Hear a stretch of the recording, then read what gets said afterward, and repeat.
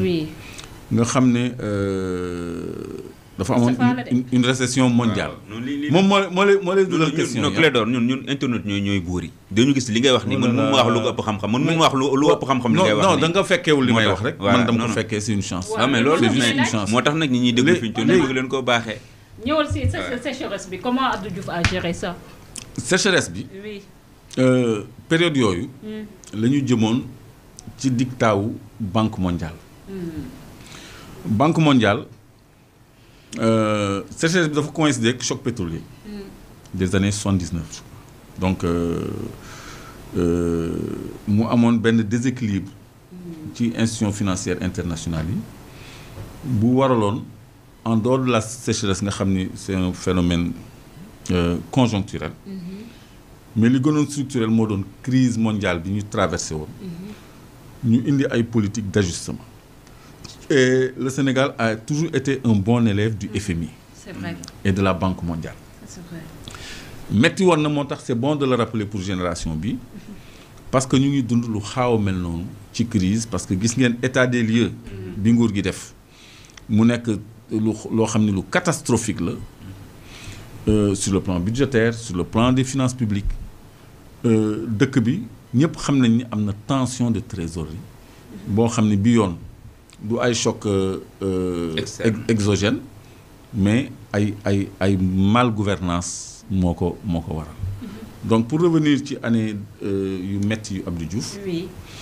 léegi bailleurs de fonds yi dañ ko tegaloon ay conditions d'abord les privatisations ñu ni ko léegi da ngay privatiser ce tissu industriel ay Sotiba ay Sodefitex ay SNTI SCIB usine la bu doon defar diwlin comme Sonacos parce que xale yi Sonacos la ñu xamoon mais y avait la SCIB bi nga xam ne Diourbel la basé wu woon da doon defar diwlin yu bëri amoon na sax ay marque diwlinam créé woon emploi amoon na sax club de football bu tuddoon SCIB donc c'était un pendant de la Sonacos donc amoon nañu ay industrie ay Sotexka ak yooyu yëpp ca la leen ak Sotiba ca la leen Abdou Diouf privatisé donc avec son slogan moins d'État mieux d'État donc Abdou Diouf en tant que socialiste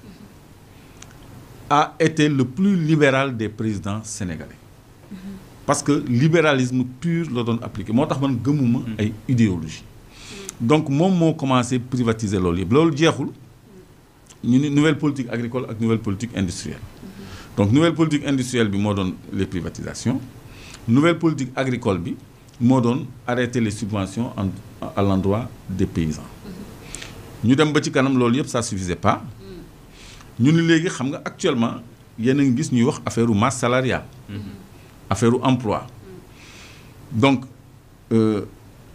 article 35 du code du travail moo doon sas l'employeur balaa muy licencier un employé mu am autorisation préalable de l'inspection du travail munoo tëb rek ni Moustapha Mbaye dam koy dàq te inspection du travail autorisé wu la ko tey bu loolu balaa mu la koy autorisé da ngay motiver dûment li tax nga war a dàq Moustapha gars yi bëgg a réformer l'article 35 pour dispenser les patrons de l'autorisation préalable en cas de licenciement syndicats yi nga xam ne bokkuñu woon jëmuwaay sax parce qu'il y avait la CNTS qui était affiliée au Parti socialiste moo doon la fameuse participation responsable et les autres syndicats dont l'UNSAS qui venait de naître qui était une intersyndicale Union nationale des syndicats de UNSAS de l'action sociale xaw ma ñu ko tuddee woon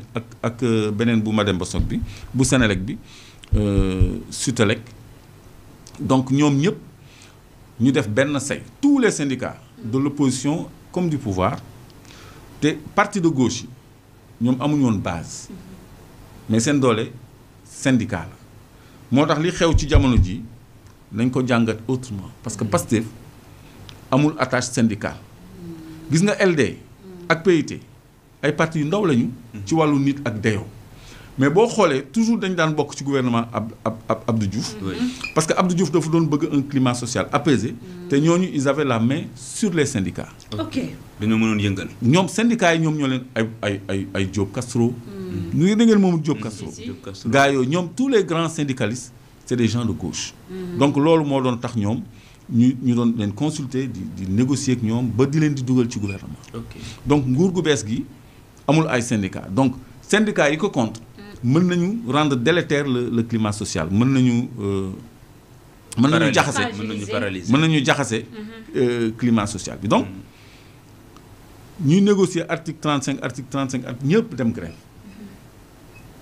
xam nga naka la ñu mujjee article ba la ñu supprimer il était question de réformer on a supprimé l'article 35 gars yi dem grève léegi mu am beneen pression encore ñu ni il faut ngeen wàññi fonction publique ñu war a licencier 13 000 fonctionnaires. ak 16 000 départs volontaires. am na ñoo xam ne dañ leen proposer woon une enveloppe des millions. parce que dañ la embaucher jusqu'à la retraite. toi tu as 40 ans tu dois travailler jusqu'à 55 ans ou 60 ans. ñu négocier jox la benn enveloppe pour nga dem. ñoo ñëpp def ay boulangerie ñu këpp ko. non boobu c'était les maîtrisards. ok les maîtrisards ñoom les maîtrisards de l'université qui n'avaient pas d'emploi. ñooñu la ñuy financé woon ay pirogue ay boulangerie ay boutiques témoins ak yooyu bon ils sont tombés parce que xam nga. ñu nekk xaalis voilà ils sont tombés donc léegi loolu. ONSS man maa ngi réer léegi ñu ni leen. yaa ngi ci licenciement yi. ñu leen da ngeen di wàññi 13 000 fonctionnaires. def 16 000 départs volontaires.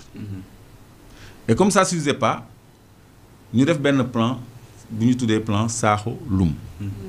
Pape Omar Sakho il était ministre des Finances et Loum donc ñoom ñaar ñoo concevoir le plan d'austérité bi nga xam ni bailleurs de fonds yi ñoo leen ko imposer woon pour que ñu réduire tous les salaires de 30%. xam nga temps yaa ngi dégg ñu naan réduction de salaire amoon na fi de 30% loolu bëri na léegi nag Abdou Diouf wax dëgg yàlla il a été de bonne volonté tubaab yi dañ ko nax parce que se profilait la dévaluation ñu ni ko mesures yi boo ko jëlee dévaluation du am loolu moo tax ak lu mu metti Abdou Diouf dafa jëloon mesure yooyu pour rek éviter la dévaluation te dañ ko joxoon assurance président France daf ko joxoon assurance feu le président François Mitterrand ba Abdou Diouf jël parole ni si je vous dis qu'il n'y aura pas de dévaluation il faut le croire il n'y aura pas de dévaluation parce que jox nañ ko lu leer donc il a appliqué les réformes du FMI FMI Banque mondiale mosuñu bëgg suñu intérêt donc fii wàññi nañ fi salaire ku doon am 100 000 70 000 ngay fayee ko xam nga loolu dafa bëri ku doon am 200 000 160 000 ngay fayee ko loolu mën ngeen ko imaginer ci jamono ji ba noppi ñu def ponction lañ ko tuddee woon les journaux sont là et puis j'ai gardé les journaux j'ai des archives de ces périodes-là moi j'ai 60 kilos d'archives wow. Papier journal man daaw ma sànni journal j'ai tout archivé alors ponction sur la fonction publique lañ ko tuddee woon 13 000 fonctionnaires départ volontaire ñu jox leen xaalis ñuy tabax kër ñuy takk jabar ñuy investir ci liggéey ku nekk ak ñu ngi ciy def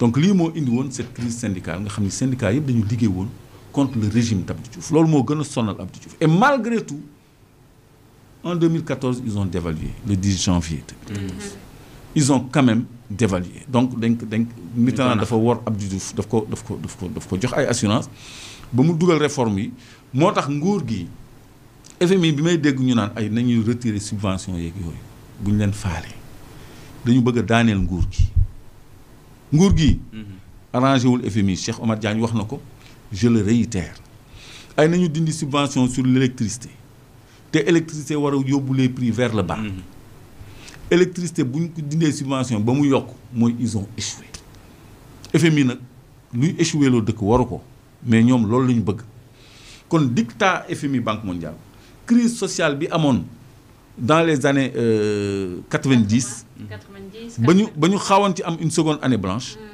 mais bailleurs de fonds yi ñoom ñoo ko fi indi après xam nga lan la ñu tegal DSRP xam nga lu DSRP document stratégique de réduction de la pauvreté de réduction seulement de la pauvreté même pas d'éradication de la pauvreté c'est-à-dire un document pour maintenir la pauvreté à un niveau supportable mais politique yooyu la ñu exécuté ba Macky bi mu fiy jóge parce que DSRP 1 DSRP 2 DSRP 3 ñu ngi fi ba léegi xaw ma ndax mu ngi fi ba léegi mais Macky sous Macky on était sous le DSRP document stratégique de réduction de la pauvreté donc loolu ñun suñuy njiit dañu war a jël seen ay propre initiative ak seen projection politique comme quand il parle de référentiel c'est pas le DSRP c'est pas un dictat de la Banque mondiale ñoom ñoo loolu xalaat ni Sénégal ndox mi dañ ko war a def ay autoroute de l'eau mu mëte fépp dañu war a def ay pôle territoire pour développer lii soxla nañu 18 000 milliards de dollars parce que fii ak fii ak fii lañ et non que les bailleurs de fonds ñëw naan leen rocci leen subvention bi ndax ngeen daanu def leen fii ndax lii wala ñëw leen ñu lebal leen après ngeen jox ko suñu ay entreprise il faut que ñu émanciper wu il faut que ñu yeewu il faut que ñu jëm ci kanam il faut que ñu defal suñu bopp il faut que ñu souverain bailleurs de fonds yi bu ñu leen déglu maa ngi dégg nag nguur gi naan ci discours Ousmane Sonko que dañuy wàññi les denrées de première nécessité volonté waaw mais kon li mu expliqué nii. wute na ak li nit ñi di wax naan dañoo nekk ñu ngi jëm ci ajustement structurel kon ñooñu li ñuy wax ak yow li nga expliqué nii li si am yëpp wute na ak li ñuy dund jamono ji. non du benn ajustement structurel kon ñi ko wax ñoonu dañuy exagérer. xamuñu ni ajustement structurel de ajustement structurel. non da nga koy dégg nit ñi di ko wax ci journaux yi moo tax ma posé question boobu. ajustement structurel. lu méttee métti la. lu ñu lay imposer loo mënut a bañ la. mooy li ñu defoon Abdou Diouf. mu privatiser. dindi subvention agriculture. dàq ay fonctionnaires. ñu tuddee ko ponction. ponction lañ ko tuddee woon sur la fonction publique. ñu supprimer carrément l'article 35. parce que loolu li syndicat yi daan grève mooy la précarité de l'emploi. la précarisation plutôt. de l'emploi loolu moo doon seen slogan non à la précarisation de l'emploi yooyu lañ doon bind ci ay pancarte temps yooyu réseaux sociaux bu amoon kon Abdou Diouf du tenir sax donc mais ay feutre lañ doon bind ci ay këyit di def ay campagne d'affichage ak yooyu c'était ça les moyens de communication de l'époque donc ajustement structurel lu méttee métti la ça n'a rien à voir ak nguur gi nga xam ne ñoom am nañu seen programme am nañu seen référentiel tu vois ils vont vers une loi de finances rectificative pour prendre en compte les manquements budgétaires yi nga xam ni moom lañ fi fekk. donc ñu ngi doxal bu ñu déglu benn bailleur de fonds amul benn plan bu ñu mën a imposer Sénégal fi mu nekk nii. Mademba Sock nag nu mu joué woon. Mademba Sock toi tu veux rester dans l'histoire parce que grève bi. Moustapha moo ñu fa dugal. grève bi li tax mu réussir woon. bokkoon na ci UNSAS. UNSAS intersyndical la boo xam ni. Sutelec moo ko jiite woon Sutelec mooy syndicat wu Sénélec. léegi Mademba Sock paix à son âme. sama aîné la woon. mën naa ni sama tonton la woon. parce que moom sama papa ñoo doon liggéey. mon père a travaillé à la Sénélec. ok moi aussi j'ai travaillé un peu à la Sénélec 9 mois. donc boîte la bu ma xam. léegi waa Sénélec dañu arrêté woon seen parc de production maanaam machine yi defar courant. courant bi arrêté pendant 3 jours dëkk bi yëpp waxuma Dakar de Sénégal yëpp fenn amul courant te courant bu taxawee ndox moo ciy tegu. parce que les stations de pompage de la SONES courant la ñuy utiliser. léegi gendarmerie réquisitionné ay ingénieurs pour ñu démarrer centrale yi waa Sénélec dañu bañ bu noppi centrale bu arrêté carrément black out pour redémarrer ko dafa am procédure sinon da ngay am explosion. dafa am procédure booy remettre petit à petit ba mu mët loo accroché ci réseau bi pour dispatching yeeg yooyu donc dafa doo ñëw rek taal c'est pas une manière boo xam ne da ngay ñëw rek taal. ñu wër Mademba Sock kenn xamul fu mu nekk mu seey. si woon na de Youssou Ndour booyaloon na ko. ñu koy wër. boobu moom lu mu ci woon bañ koy wër. c'est moom moo jiite woon syndicat wu Sénélec. moom moo waraloon grève. Sutelec. Sutelec en fait mooy tête de pont mooy locomotive UNSAS intersyndical bi ñu tuddee UNSAS. Sutelec syndicat wu Sénélec moo ko jiite woon. te Mademba Sock bu Sénélec moo jiite woon UNSAS aussi.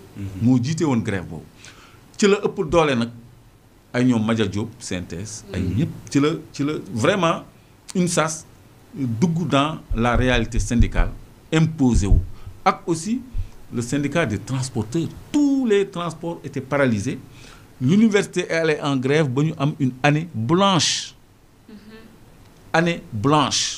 invalidée donc jamono yooyu vraiment c'était de très très grandes contestations XXL. ñi wër Mademba Sock. ñi wër Mademba Sock ça veut dire. ma ne foofu nga toll woon sànq bi nga expliqué. non d'accord yow daal journaliste ñu recherché nañ ko partout. gisuñu ko. finalement ils ont négocié. moom da koo tëjoon wala. non après la ko tëjoon. ok bi mu ko tëjee. courant amul. après dañu négocier ak moom. Mademba amoon na doole de. mais doole bi mu amoon xoolal dañ ko tijji par force. oui.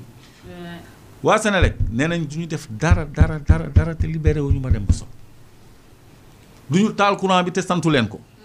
waaw benn nit. donc c'était ça les grèves de cette époque-là des années 88-89 ba 92 ba 92. donc ba 92 daal y avait des tensions syndicales. Abdou Diouf fin de règne c'était assez agité par les réalités syndicales. moo tax syndicats yi commencé agité wu fi mu nekk nii il faut les gérer. parce que am na ay partis yoo xam ne amuñu base. mais syndicat capacité de nuisance la. surtout les enseignants bu ñu bloqué les enseignants du supérieur par exemple. bu ñu bloqué université c'est un problème. bu ñu bloqué lycée yi c'est un problème. c'est vrai transporteurs yi bu ñu ci duggee c'est un problème. commerçants yi bu ñu ci duggee c'est un problème. te ñëpp xam nañu Sénégal il y a beaucoup d'intérêts qui sont visés. les commerçants véreux yi nga xam ne ñoo yokkoon fii ceeb bi pour daaneel Ablaye Wade ñu ngi fi ba tey ñooñu Macky Sall lañ ko defaloon. il y a beaucoup de commerçants yoo xam ne des capitaines d'industrie yoo xam ne bon ay waa kër Macky Sall lañu. donc ñooñu ci lu mel ni dañ ci appuyer parce que nguur gi arrangé wul ñu bëri. ñu bëri ils veulent voir nguur gi dem. y compris les bailleurs de fonds FMI Banque mondiale moo tax on doit faire très attention moo tax askanu Sénégal jeunesse su Sénégal ñun ñi nga xam ne ñun ñoo voté pour projet bi ñun ñoo war a gën a adhérer pour défendre projet bi parce que bailleurs de fonds mënul dara ci peuple bu doon tubaab yi kese Diomaye du mës a nekk président ak waa Pastef adhésion populaire bi ñu am ak élan bi peuple bi dem ba au dernier moment ñu rey fi 4 personnes bi ñu reporté élection yi. moo tax américains yi jox ndigal Macky Sall ak français yi pour mu organiser ay élections peuple bi exprimé wu te peuple bi mu exprimé wu gis ngeen résultat yi dañu leen fi jëlee teg fi waa Pastef kon même détermination boobu c'est-à-dire Sénégal waratuñu nelaw ñu ngi nekk ci combat boo xam ne processus la. du dañu gagné élection rek jeex na du dañu gagné assemblée nationale rek jeex na nguur dina am ay réussite ak ay échec nit ci boppam dina am ay réussite ak ay échec léegi ñun nañ ci jàpp rek dem parce que bu ñu nee mbir baax na ça veut pas dire que amul lu bon mais ça veut dire que li baax li moo ëpp li bon li suñu nee mbir bon la tam ça veut pas dire que amul lu baax mais c'est que lu bon li day ëpp lu baax li comme fi mu nekk nii man jàpp naa ne lu baax li moo ëpp nañu adhérer accompagner ba nga xam ne tubaab bi nga xam ne ñooñu dugal ay ndëgg sërëx naan ñu ay rocc leen ay subventions pour courant bi yokku carburant yokku dund gi yokku man je crois que foofu la nguur gi parce que yaa ngi may bañ a dugal foofu la nguur gi war a vigilant waaw waa Clédor histoire jeex na ah il faut mu jeexee man j'ai envie de vider ma bouteille d'eau quoi vraiment moo la ci dugal dëgg yàlla njàpp la de dina ko Moustapha Ndiaye beneen butéelu ndox tey mu naan franchement